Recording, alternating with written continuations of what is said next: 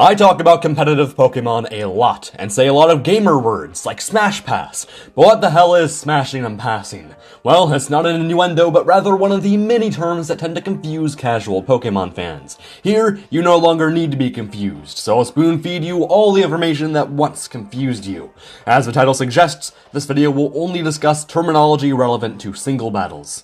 Volt Beam is the combination of Thunderbolt and Ice Beam, the reason for this combination being so coveted being its near-perfect coverage. Thunderbolt makes up for how Ice Beam can't hit water types, while Ice Beam makes up for how Thunderbolt can't hit Dragon, Grass, Electric, and Ground types. Along with this, the Thunderbolt also hits Steel types neutrally, which Ice Beam cannot do. Because of this, no type in the game is able to resist this combination, even if there are still a lot of types neutral to it. Also, I know Magnezone can resist it, but if you're gonna then go straight to the goddamn Distortion World. Choice items increase a stat by a whopping 50%, with the cost of a Pokemon being locked into a move until it switches out. Choice Band increases attack, Choice Specs increases special attack, and Choice Scarf increases speed. Despite the weakness of being locked into a move sounding harsh, it doesn't matter all that much because the insane immediate boost is often enough to make up for it, especially since you'll be switching out a lot anyway. Dual Screens is a term used to refer to the combination of Reflect and Light Screen. Reflect doubles your team's defense for 5 turns, while Light Screen doubles your team's special defense for 5 turns. Meanwhile, Aurora Veil does both under Hail. All screen moves can also be extended for 8 turns with the Light Clay item. Hazards are moves which punish you for switching in. Stealth Rock does damage based on a Pokemon's Rock-type weakness, Spikes do more damage based on how many layers have been placed, with Flying types being immune to it. Toxic Spikes poison or badly poison the user based on the number of layers, with Flying and Steel types being immune to them, and Poison types removing them.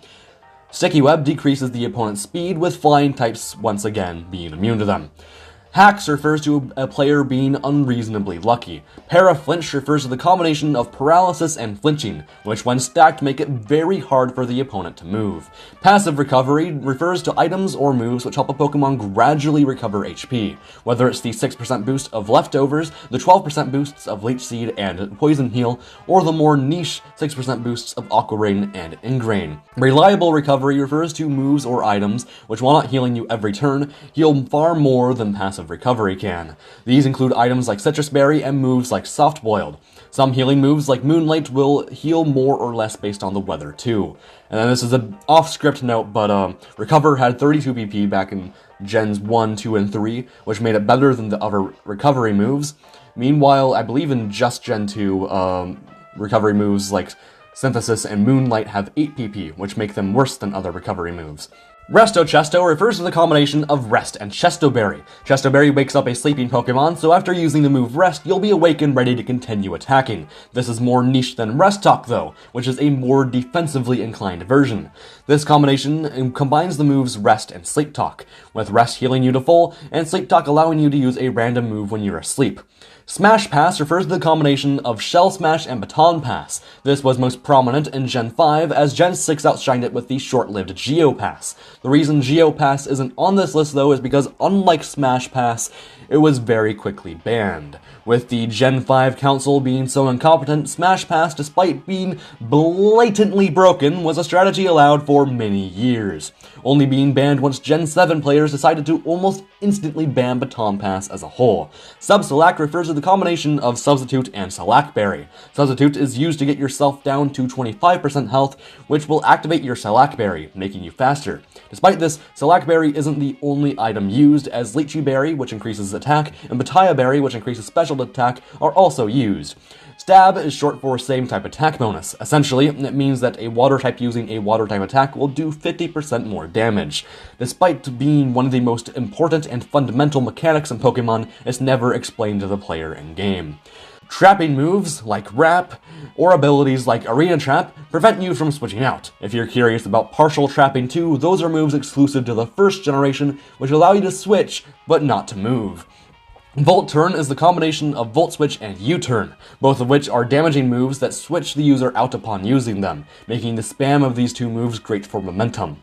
Bulky Water, a term invented in Gen 3, sprouted from how good the water typing is at taking hits. In ADV specifically, water types have no physical weaknesses, as all grass and electric type attacks were special attacks. After this was changed in DPP though, the water type still managed to be a key defensive typing, as it still had a few weaknesses and many of the most important resistances in the game.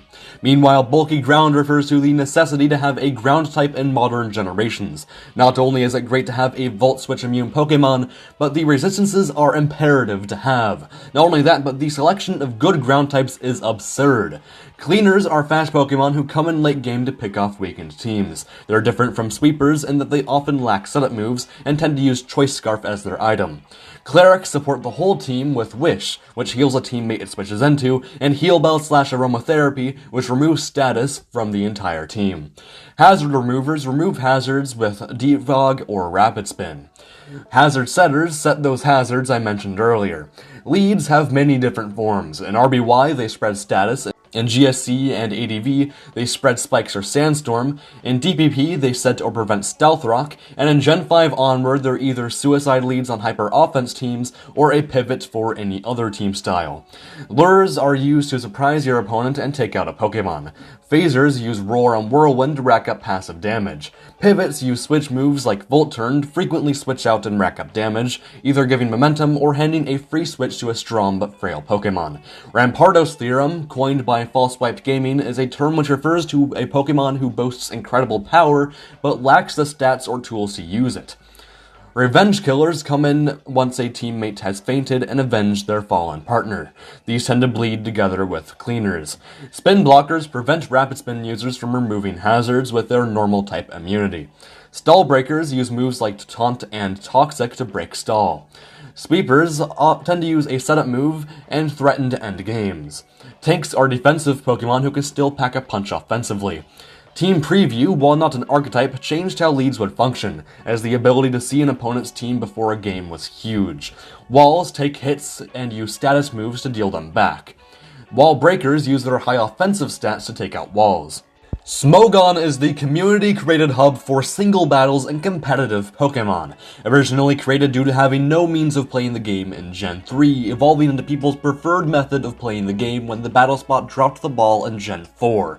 Smogon and other sources have many resources that a competitive singles player can use. The place where these people gather together then is Pokémon Showdown, which is the premier battle simulator for those who want to play the game.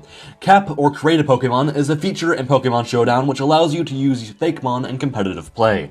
The damage calculator is a resource that allows you to calculate damage. It's often used by even the best players to ensure that they made the best move without having to rely on guesses or muscle memory like you would without it.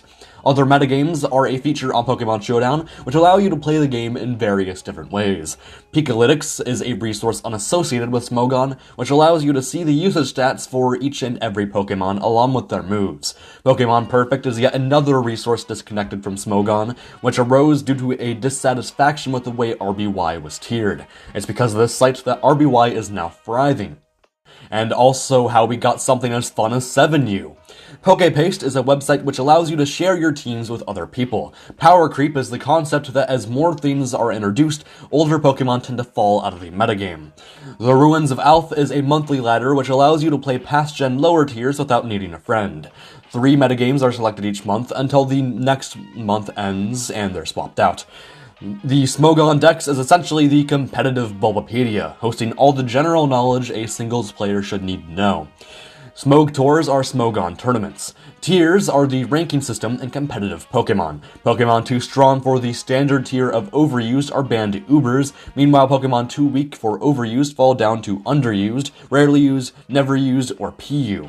Tier Kings are the strongest Pokemon in a given tier. These may not always be the most used, but they always leave the biggest impact. Tier Staples are Pokemon who have resided in a tier forever. Viability rankings are used to display how good a Pokemon is in a certain meta.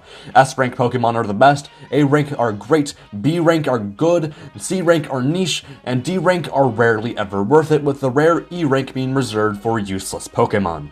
Cores are a group of 2 or more Pokemon known for working well together, the most famous of these being Skarmbliss, the combination of the physically defensive Skarmory and the specially defensive Blissey. A hard counter is a Pokemon who can switch into something and take its attacks, and then KO it in return. Meanwhile, a soft check is a Pokemon who can threaten to KO it, but either can't switch into it or gets manhandled by certain moves they could carry. Physical attacks do damage based off the user's attack stat, and cut into the opponent's defense. Special attacks deal damage based on the user's special attack stat, and cut into the opponent's special defense. Speed tiers are exactly that. They refer to how fast Pokemon are in comparison to each other. Stats are those numbers you see when your mouse hovers over a Pokemon in the flight of battle.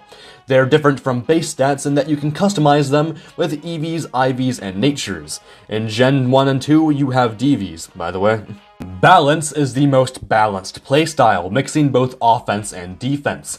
These teams tend to be built around a win condition who can only sweep once a team's walls and revenge killers deal with its checks. Bulky offense are aggressive teams based on doing damage through strong attacks, yet unlike hyper offense teams, they tend to be more flexible, with them being able to afford bulkier support Pokemon. Dragmag is a team style popularized in Gen 5, yet still viable in other metas. The concept is simple, with your Magnezone being used to trap the steel types that wall dragon type attacks. With them removed then, the dragon types can now plow through teams unresisted. When fairy types were added in Gen 6, the style took a severe hit, but it can still be used to admittedly lesser success. Stall teams pack Pokemon who can synergize well with each other, and wall threats that one or the other may not be able to handle. As such, just one Pokemon being KO'd on a stall team can make them far easier to break. Breaking just one Pokemon is a frustrating ordeal though, which is why the style remains so strong. Stall teams also tend to have win conditions and sweepers, yet unlike the ones on balance and offense, they tend to be a lot bulkier to contribute to a team's defensive core. Trap teams are only seen in Gens 1 and 3. In Gen 3, they run both Magneton and Dugtrio for a double trapping core, while in Gen 1, they try to take advantage of the partial trapping abusers like Cloyster, Dragonite, and Moltres. Weather teams are typically forms of hyper offense, which use one of the 4 weathers to facilitate a sweep. Despite this, in Gen 5, where weather was permanent, there was far more variety in what could be used. I hope you enjoyed this one. The inspiration came from how whenever I try to talk about competitive Pokemon to anyone outside of this YouTube channel, they tend to be confused. So yes, Dad, this was made for you. Jokes aside, despite seeming like a game for dumb babies at first, Pokémon is an extremely complex game with a lot of layers to it. That's why I wanted to make a source for all of it to be put together, and be something that players wanting to get into the game can use as a resource. In that case, I just hope this was helpful, and with that said, I can end things off.